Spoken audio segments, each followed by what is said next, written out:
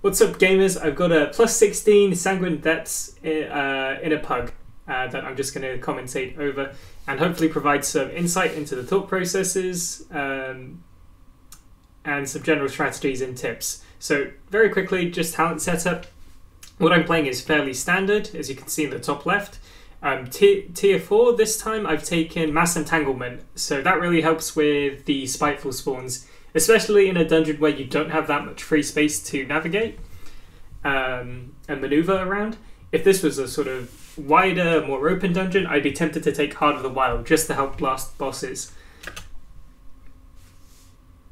So already I've made a mistake by not putting Cenarian Ward and on the tank and pre-hotting him. I think I was fiddling with the recording settings here. So you can always start with Cenarian Ward on the tank during the countdown because it lasts for 30 seconds and it doesn't actually activate until the tank takes damage, but the cooldown does begin. So that means you're likely to have it back up like halfway through your first pull and you can just put it back on the tank. So here I'm just sunfiring the tank. In hindsight, what I could have done here was put a vortex, let the tank kite, and while the tank was kiting, I could have gone into Moonkin form and Convoked, especially on a pack where you have like lots of mobs. The Starfall can do a fair bit of damage.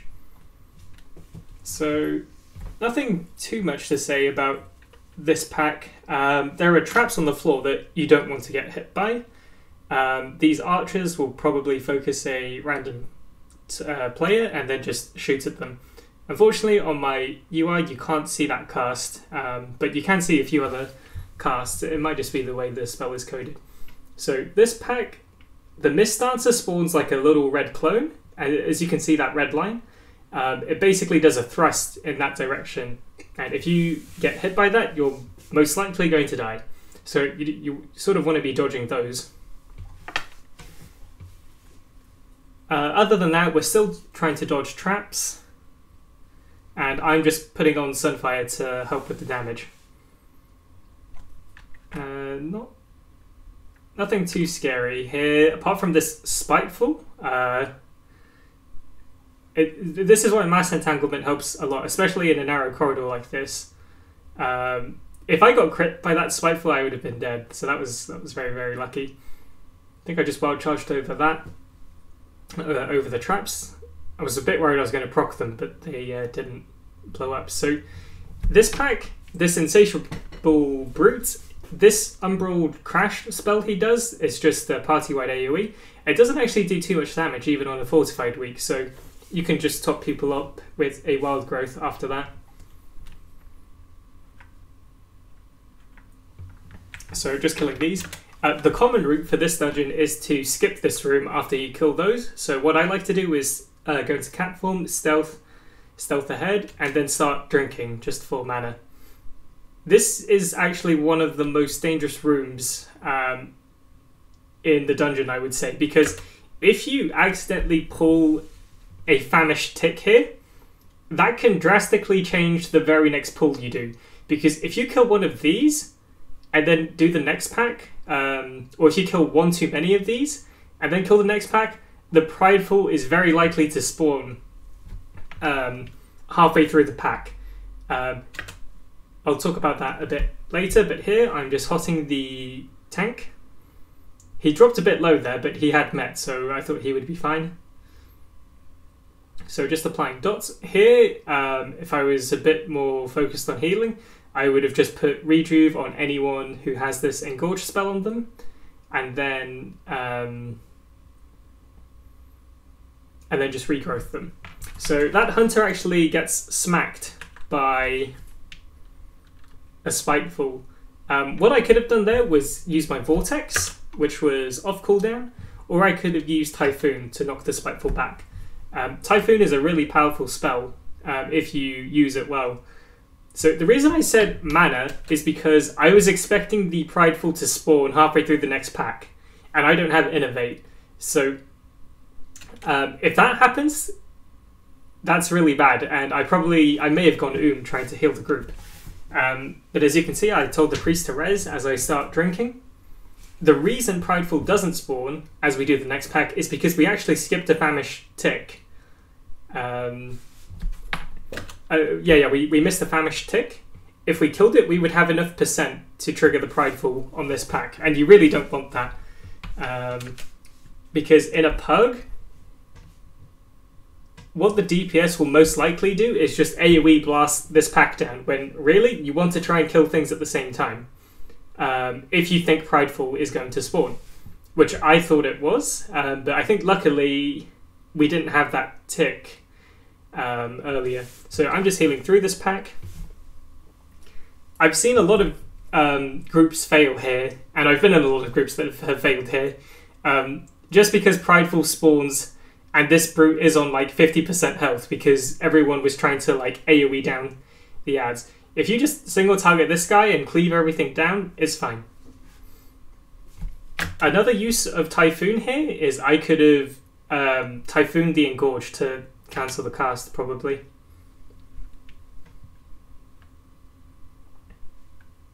So yeah, I was expecting the Prideful to spawn at any moment, but it's quite lucky we actually missed that tick. So I think the tank died. I had Iron Bark up, but I think he gets chunked quite hard, so I wasn't expecting it. Yeah, he got hit quite hard by something. I didn't actually check the death recap, but since I know Prideful is coming soon, I just wanted the tank to be alive. So as you can see, I think someone pulled this famished tick here. If this tick was already killed, I think that tick is 0.27%, so that would have put us over 20%, and then the Prideful will have spawned while this brute is still up. What that can mean is that this Prideful dies slower, and so you need more healing cooldowns to handle it, whereas if you kill this Pride a bit faster, you don't actually have to use as many healing cooldowns. Healing cooldowns here are quite important just because the next boss can deal a lot of damage. So fairly standard Prideful. What I like to do is just rejuve everyone, have Efflo down, Wild Growth if everyone is missing some health, and then just sort of top people up with Regrowths. And something I could do better is use Swift Mend a bit more liberally.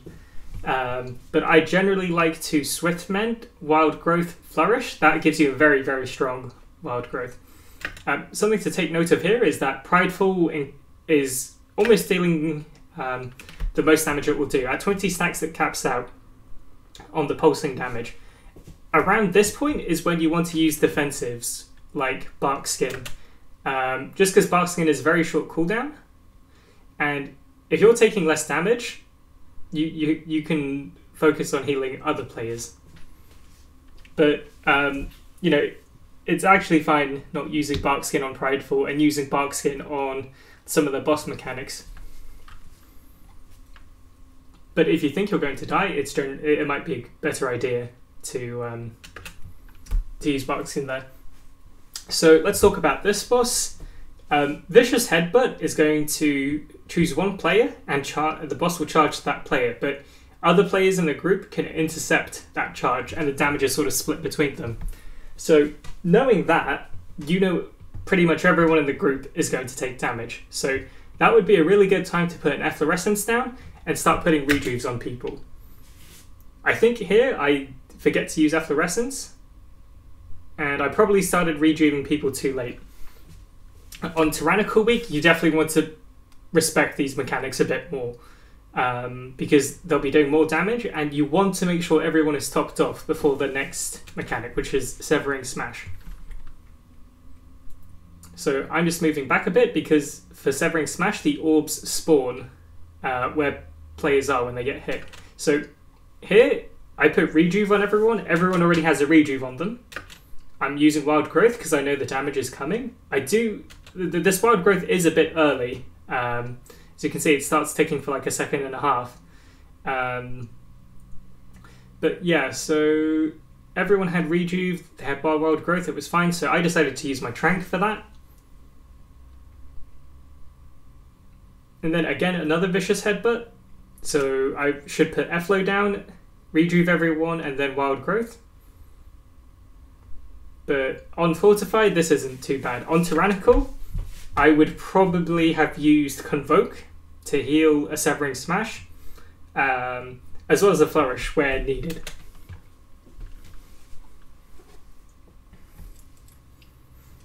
So here I can actually discuss a very common mistake I see a lot of healers make. This pack has Wicked Oppressors, and they cast a spell called Rack Soul. It's this blue skull-looking, purple skull-looking icon. And if the cast goes off, that's a dot on the player they're casting it on. Now, there'll be several instances when you're doing dungeons where you will have a situation where there are multiple players to dispel, and you have to choose who to dispel. The temptation can be to just dispel the first person you see, but that might not always be a good idea. So if the dot goes out on the tank, that is actually the best case scenario, and that's actually where I see most of the dispels going. So the reason you don't want to dispel the tank is because the tank is already quite sturdy. They can take quite a beating, so one dot is not going to be doing too much to them. And you can focus on healing yourself or others. So the tank has 2 stacks of the dot. I decided to dispel myself instead of this player, and I'll explain why. So the Demon Hunter has the dot. After this silence, I get the dot as well. I'm going to dispel myself because this dot has already started ticking. So by dispelling myself, I remove the longest duration dot, and that actually prevents the most damage.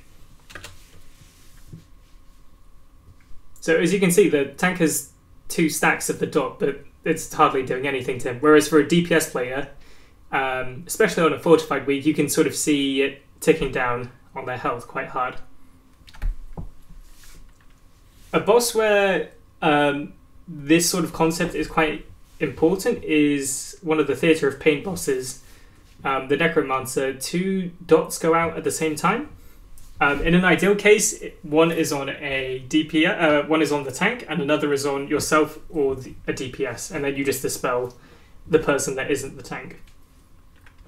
So moving ahead, I just try and sneak in a drink when I can, and I just come out into the corridor so I don't get line of sighted.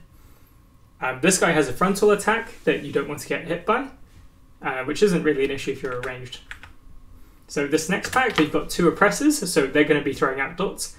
And this Grand Overseer has quite a dangerous spell, which basically puts chains on people, and they need to run away to break it. But if you're already standing quite far, you don't need to worry about running away.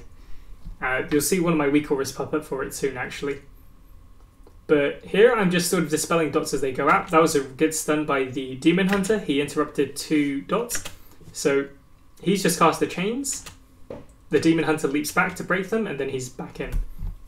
So that's good, because you don't want to be taking the chain damage for too long. But it didn't even go on the 3 range players just because we're quite far out.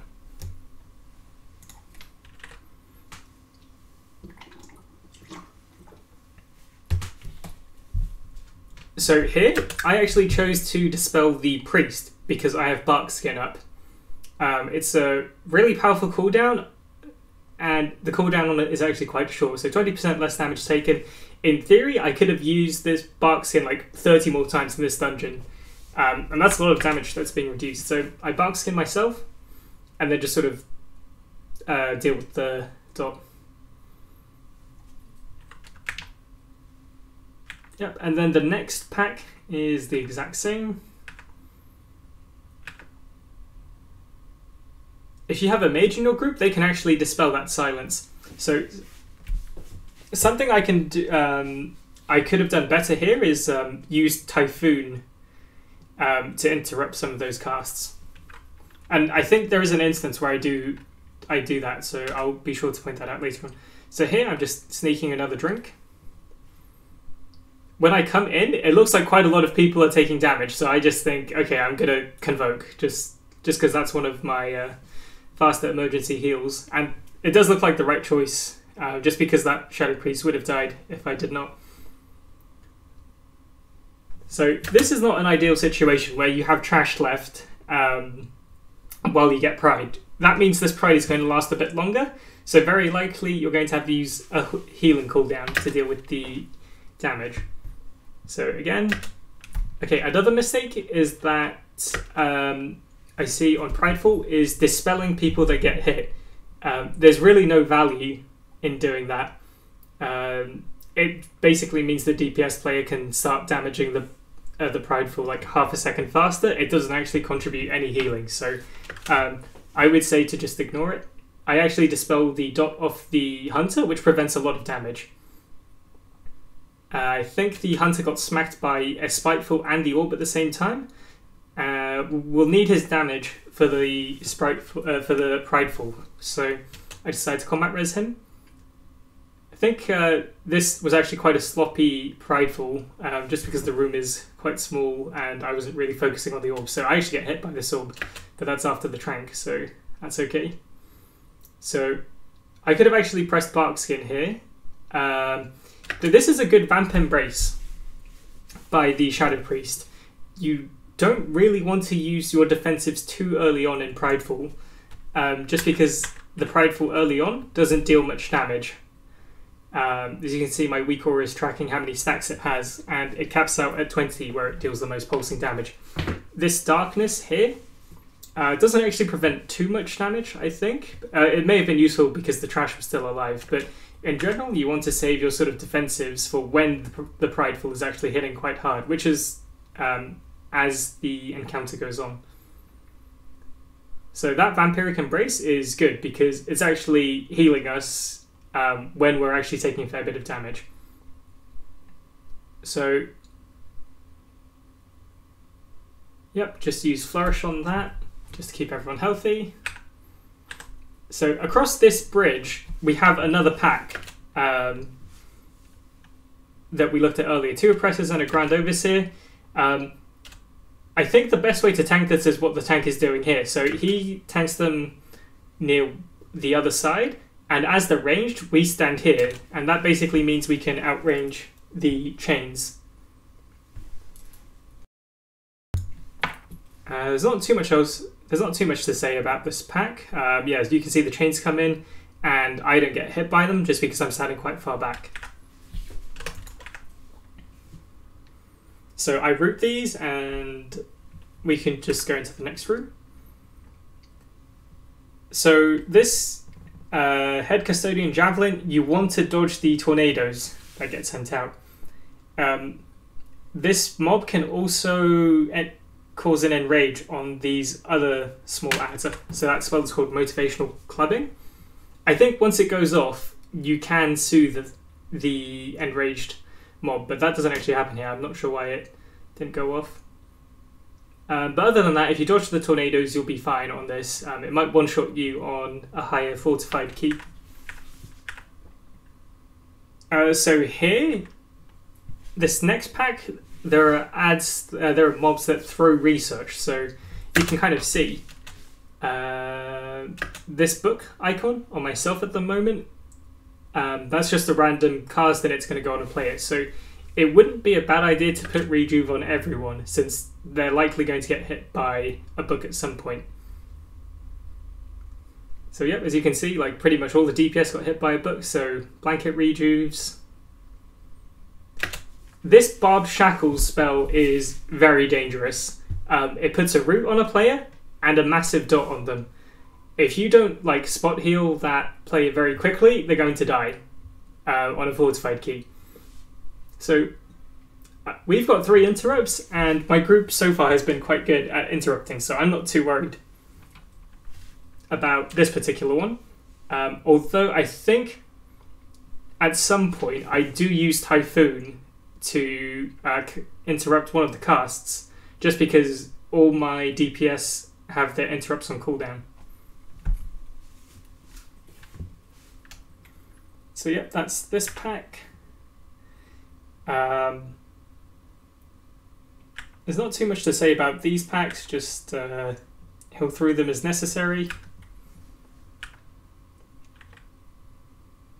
If you look at your you should try and keep an eye on your enemy forces percentage, because a common cause of wipes in keys is getting an unexpected Prideful.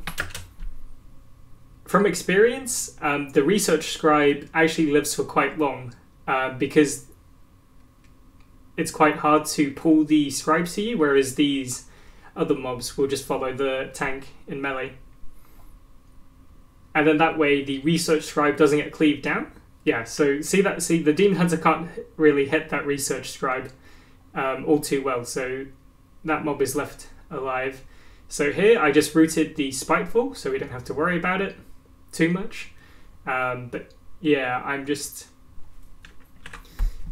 That Hunter drop's quite low, so let's see how I handle healing that. So in a situation like this, you would want to use Nature Swiftness Regrowth. But yeah, we somehow get through that. I think I just Swift Mended the Hunter and then forgot to Regrowth him.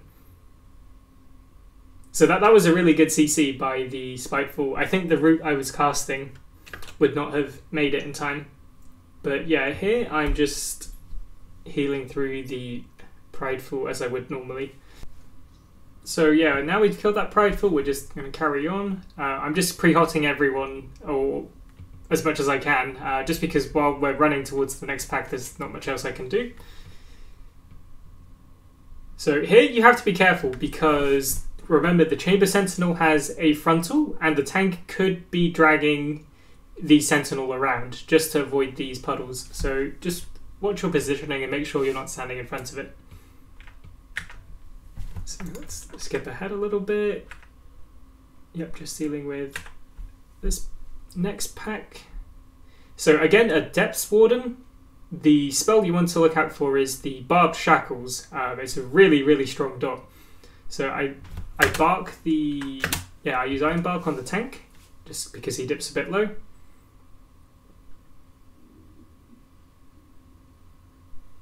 There, and at the same time we have the Barbed Shackles. So again, this is the spell you want to interrupt. As you can see, all of my group has their interrupt on cooldown. So this is why I'm standing in melee. I'm ready to use my Typhoon to knock something back. So I think here... let's see what actually happened. No, so I didn't actually use Typhoon, but I should have used it there. I'm not sure why this dot didn't actually go off. It looks like somehow it was interrupted, but it looked like all of my group had their interrupts on cooldown. Let's say that dot did go out. I would immediately put Rejuve on that person, Regrowth, and then see how they're doing, and probably Swift Mend them as required. So there I was getting hit by a Spiteful, so I just thought, okay, I'm just going to leap to my tank. That sounds pretty safe. This Scenario Ward is actually wasted, since the Demon Hunter, it won't actually activate until the Demon Hunter takes damage. Now, this is a boss that a lot of people have trouble with. One of the main causes is this spell. So let's just have a look at what it does. The boss chooses a player. The boss starts casting, and then once the cast starts and the boss is channeling it, that's when they take damage. So what that means is you have a small window to prepare to heal that person. Here I actually got very lucky because it goes on the Demon Hunter, who already had Cenarian Ward on him. But as you can see, I see that the Castigate is going on the Demon Hunter. First thing I do is Rejuve him. If I didn't have Cenarian Ward on him, I'd do the exact same. And as it comes out, I'm regrowthing, spamming regrowth. If he drops really low, that is where I might use a Swift Mend, just to bring him back up quickly. Something that I could have done better is put down Efflorescence. A lot of my party is on this side, so if Castigate goes on any of them, they already have a hot on them that contributes towards our mastery. So let's talk about this ad. I don't know if it came up on the boss timer, but it's something you should be wary of. Yep, so Coalesce Manifestation. It didn't show up on the first on the boss timer just now, but it does show up on every other one. This dad does ticking damage to the party, and it can hurt a lot. It starts off weak and ramps up in strength, very similar to a Prideful. So, since I wasn't expecting this, I'm a bit behind. But what would have been good is to start ramping.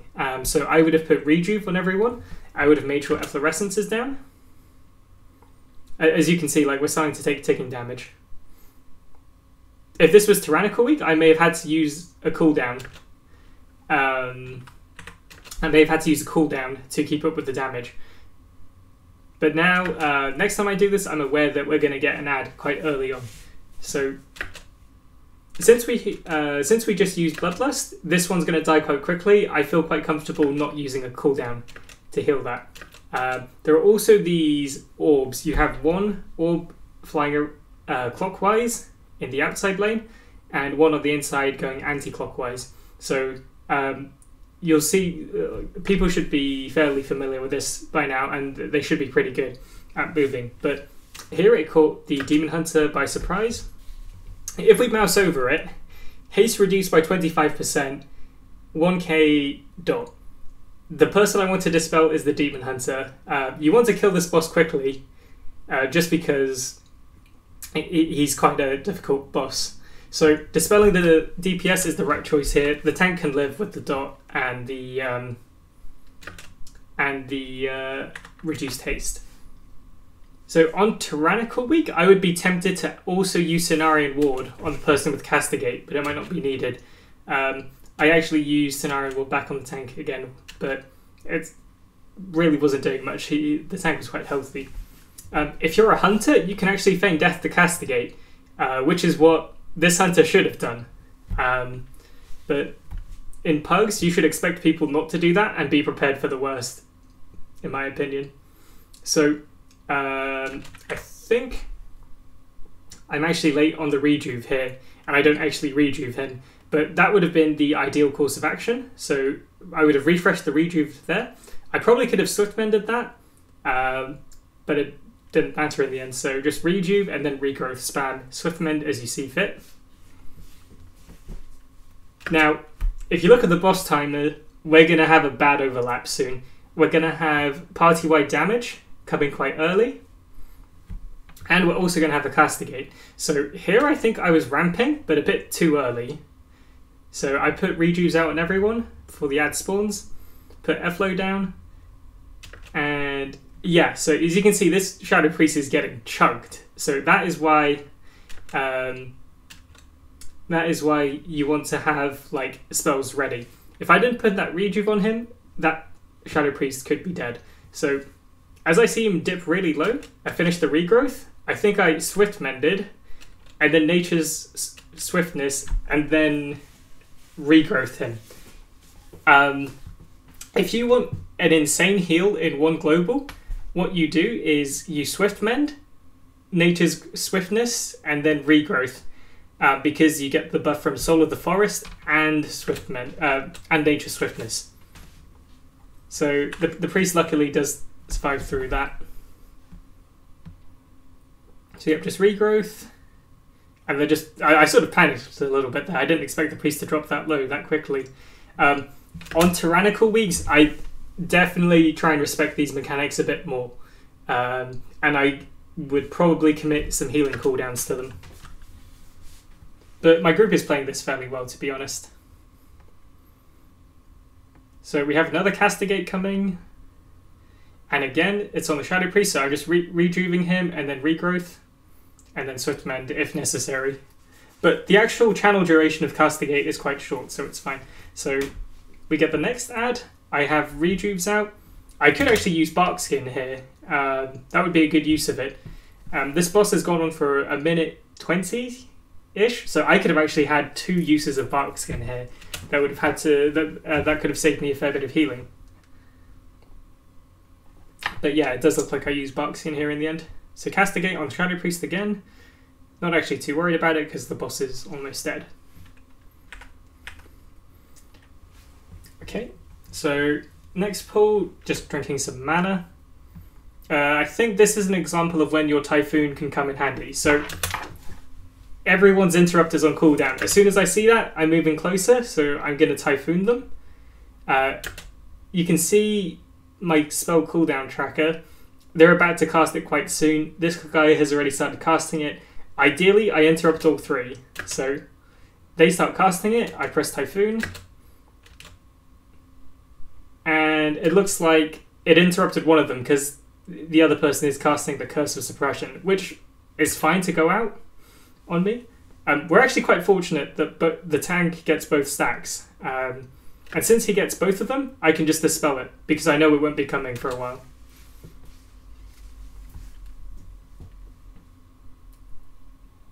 Yeah, the tank even had 3 stacks, but he wasn't really taking too much damage. So just mass entangle them. Okay, now this next boss is quite tough, even on a fortified week, and I definitely underestimated this boss coming into this key. So the first thing you want to do ideally before pulling the boss is coordinating your defensives. So ideally the hunter immunes one of them, the shadow priest disperses the other. I think it's actually inefficient in this case to use every immunity at the same time, just because it's easier to heal 4 people than it is to heal 5 people, and if you only have to heal yourself and the tank, there's like you can do more healing than that. So I think that's quite wasteful to use all your immunities on the same ritual. So as you can see, the Rite of Supremacy. So this is the spell. I use Stampeding Roar just to help people get orbs. So I've picked up 2. I could have actually used Soul Shape to actually like dash around and get more orbs. If I use Soul Shape, I probably could have got 4. But as you can see, during that, I put Rejuves out. Mainly because Rejuve is one of the main spells you can cast while moving, so it's instant. So if I was a bit more prepared for that, I maybe would have had an Efflorescence down. And I would have pre-casted the Wild Growth a bit earlier. Okay, so yeah, right after that comes, got a Wild Growth out, and I'm just spamming Regrowth on whoever's lowest on health, and then I flourish that. So here you want to try and top people up quickly, because this Endless Torment spell actually deals a fair bit of damage. I could have used my Bark Skin here as well, but I thought we'd be okay. These swirls on the floor, I actually get hit by one, so you absolutely do not want to greed spell casts. If I died there, that would have been a wipe, 100%. But I'm quite lucky that I had Pod Tender to save me. So I think I was trying to finish a Regrowth cast, and yeah, I didn't make it in time. So you 100% do not want to greed the swirls. Just get out of them as soon as you can. I'm panic spamming my health pot when I come out. But I think that priest did a master spell, which is how the dot fell off. That was actually really clutch. So yeah, just carry on with the boss. Now, after the ritual, the party, other than the tank, takes no damage. So you don't really have to worry about healing them. You might see like the Shadow Priest is like on half health. You don't have to like panic heal the Shadow Priest, just because until the next Rite of Supremacy, the Shadow Priest will be taking no damage. So yeah, I think I panicked Barkskin there as well. So I think I definitely could throw down an Efflorescence and stand in it with the melee. Iron Spikes is the tank mechanic. And it can hit sort of hard, so you just want to be wary of that. But I think my tank had Demon Spikes for all of it. So here I'm just trying to pick as many orbs up as I can. In an ideal world, you get 3 orbs. Okay, so it looks like the Hunter turtled that one, which is good. And here, this is where I underestimated the damage a bit. But if you can live through this, where the people use defensives or whatever, you're pretty much golden, because, as I mentioned earlier, even though everyone is low on health, the boss doesn't deal damage to them, so that's fine. So this Convoke, I actually could have used here. in this phase if I was worried about it, but it's not something you need to be worried of. So this Convoke is actually kind of wasted. I could actually have used that right after a Right of Supremacy. And that would have been especially good. So, as we can see, we have another Right of Supremacy. Always try and get at least 3 stacks. I use Barkskin for it. The Hunter was quite low. Maybe he only got 2 stacks, so immediately Swiftmend him, just because the dot is still ticking on people. I'm not sure what I could have done better here, to be honest. My Flourish was just about to come off. Maybe I could have tried to maybe here I could have Tranquility'd, because I actually wasted my Tranq. So let's have a look again. So Regrowth. Yeah, here I think this is where you want to use Tranquility, because you're not going to have to dodge the swells for maybe like 5-6 seconds, and you can get most of your Tranquility off. So again, you Tranquility right after the Right of Supremacy, and then everyone would be sort of healthy, and that would put them in a much better state for like this bit where there's ticking damage. I sort of panicked a bit, and I thought, oh crap, I'm just going to Tranq and hope that 1 tick does help a bit.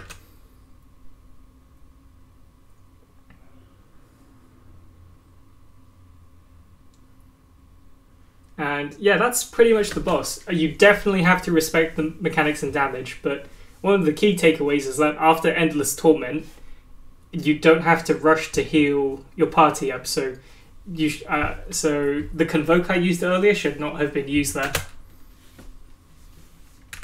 So carrying on, the next pack you just line of sight. Nothing too special about this pack, but we get a Prideful. I see the Spitefuls spawn quite close to it, so I just knock them back and then root them.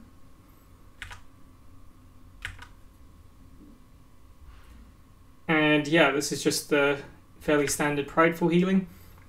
In some cases, you pull the Grand Overseer and the Regal Mistdancer separately to the Chamber Sentinel, but we had Prideful, and we just decided to take them all on at the same time. So quite a few dangerous casts in this pack, but we managed to get through it. You should be prepared to use a healing cooldown here if required. Some people might get one shot. If so, they should just release because they respawn very close to here.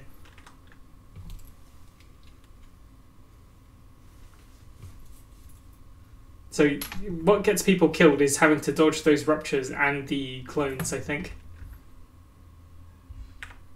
So yeah, just skipping through that. Now this gauntlet part, it's very important that you start on high mana because this can be quite mana intensive.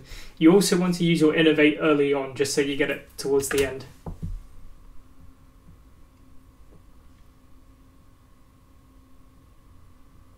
So I think I could have barks. I barks in the tank because I was worried he was actually taking quite a beating. So just putting down Efflo since I see people lower on health, and then just throwing the regrowth out. The wild growth out, rather. So I use Innovate quite early on, not when I'm on full mana, because while Innovate is going, I'm regenerating mana. If I used it when I was on full mana, that would probably lose me a few thousand mana. So this spell is going to hit everyone, so I precast the wild growth, and the wild growth goes off right after the cast lands. This dot actually hurts quite a lot, so I think hopefully I bark skin here, but if not, it's not the end of the world. I think I used the flourish just because I was worried people were dipping a bit low. I definitely underestimated the damage there. And then these pulls, nothing too interesting, I think. The Demon Hunter gets whacked by the Spiteful, which is a bit sad, a bit unfortunate, but it happens to everyone.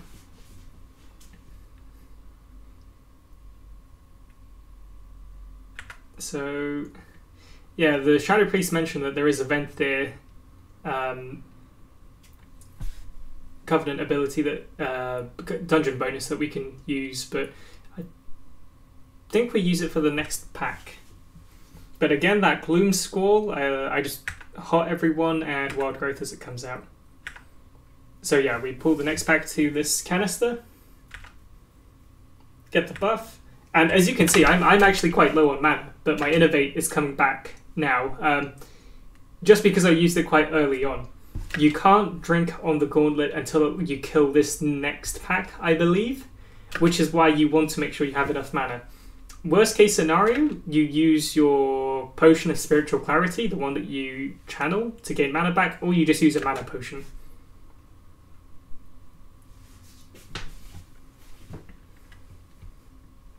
Another thing to mention is that healing cooldowns save you a lot of mana. They do an insane amount of healing for their mana cost. So if you're worried about being low on mana, that's also something you can do. Just make sure that once you have enough experience, you'll kind of know whether or not you need a healing cooldown on a certain pack. So I definitely could have used Flourish a few more times here. Throughout the dungeon as well. Tranquility, probably could have used it a few more times throughout the dungeon. And that's something I need to work on, actually. So here I ask for mana, just because probably need a bit for this. The most important one is that you get mana after this pull, because you have that room, and then you have Prideful. So it's absolutely fine to take your time here, because we're not going to +2 the key. So yeah, just working through this pack. So again, you want to drink before this pull, because you're going to have a Prideful after it. As a rule of thumb, around 25k should be enough if you have a sort of dangerous pull before Prideful, but it's always better to play it safe than sorry, especially in a situation like this where you can comfortably time a key. So the Prideful spawns. Yep, just some pretty standard Prideful healing. So I think here I use Convoke offensively. Maybe, maybe not. Okay, doesn't look like it. So this Wicked Rush spell,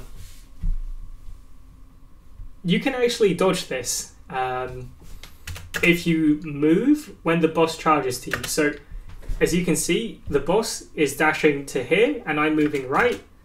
But I just get hit by it, so maybe I didn't move far enough. But it is a spell that you can dodge, and if you dodge it, that is less healing you have to do, and you can spend that time dodging the boss. So this spell with the 3 sort of channels across the boss room, while it's sort of appearing on the floor, it doesn't deal damage. It's after that burst that it deals damage. So to dodge it, you can actually walk into one of these and then just move out before it bursts. So here I wasn't really healing, whereas I could have maybe put a regrowth on myself again, because I wanted to sort of practice this. So based on where the boss is going to come at this angle or this angle, depending on whether or not she goes to the Shadow Priest first. So I'm thinking, if I just strafe left, I should be able to dodge it. So you can see the she's about to dash. So I'm just running left, and I think the dot actually doesn't. Let's see. It might be a. Yeah, I think I missed one of the dots. I didn't actually realise there were 2 dots on this boss, but it is definitely something you can do. But if not, I think I do it again.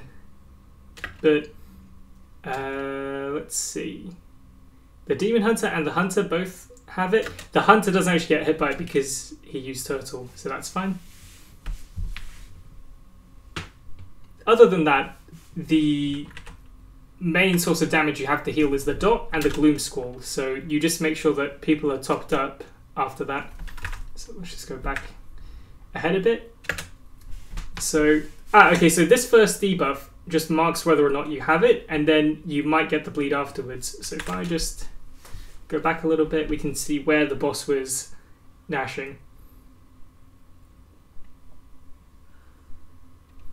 So that debuff means I have the boss is going to dash to me, and then I don't get the debuff for the dot, but the Shadow Priest does, as the Wicked Gash dot. So that's how you can dodge the dot. And by actually dodging the dot, you actually save yourself a lot of healing. I think I just flourished at the end because I had it up. So yeah, that's pretty much the key.